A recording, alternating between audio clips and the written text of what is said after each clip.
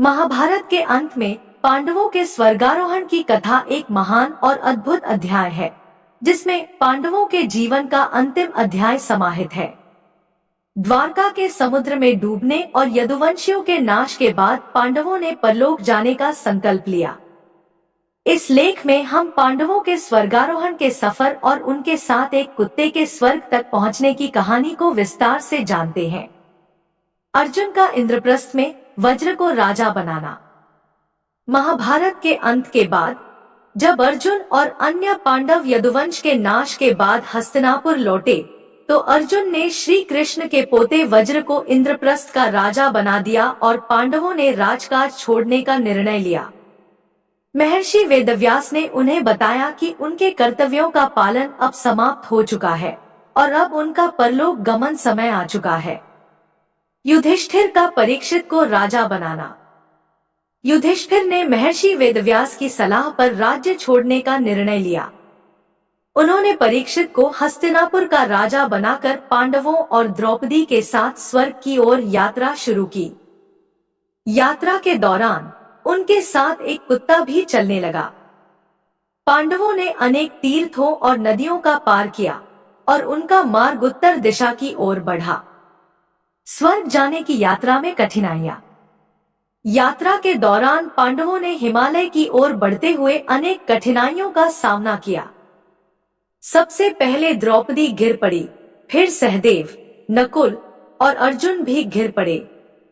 युधिष्ठिर ने बताया कि उनके गिरने का कारण उनके व्यक्तिगत दोष थे। जब भीम भी गिर पड़े, तब युधिष्ठिर ने बताया कि उसका कारण उसकी अधिक खाने की आदत और बल का दिखावा था।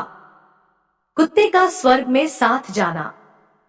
जब युधिष्ठिर देवराज इंद्र के रथ में सवार होने के लिए तैयार हुए, तो उन्होंने कुत्ते को भी साथ ले जाने की इच्छा व्यक्त की।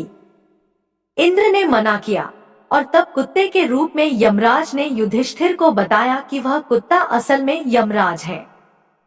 इसके बाद युधिष्ठिर ने स्वर्ग की ओर यात्रा जारी रखी। नरक का दर्शन और युधिष्ठिर का परीक्षण। युधिष्ठिर स्वर्ग पहुंचे, लेकिन वहां उन्होंने देखा कि दुर्योधन एक दिव्य सिंहासन पर बैठा था और अन्य कोई नहीं था। युधिष्ठिर ने देवताओं से पूछा कि उनके भाई और द्रौपदी कहाँ हैं। देवताओं ने उन्हें बताया कि उनके भाई और अन्य पांडव पहले ही स्वर्ग में पहुंच चुके हैं।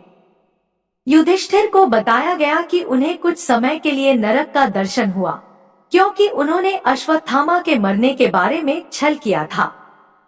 बाद में युधिष्ठिर ने गंगा में स्नान कर मानव शरीर त्याग दिया और दिव्य शरीर प्राप्त किया।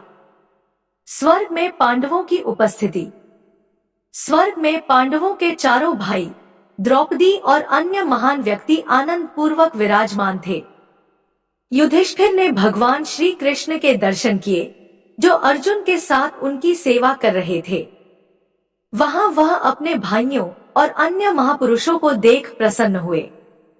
महाभारत के युद्ध में मारे गए सभी वीरों का वर्णन करके देवराज इंद्र ने युधिष्ठिर को बताया कि यह स्वर्ग है, जो पांडवों का परम धाम है। इस प्रकार पांडवों का स्वर्गारोहण महाभारत के अंत को दर्शाता है, जिसमें उन्होंने अपने जीवन के कर्तव्यों को पूरी तरह से निभा लिया और अंततः भगवान के पास पहुंच गए।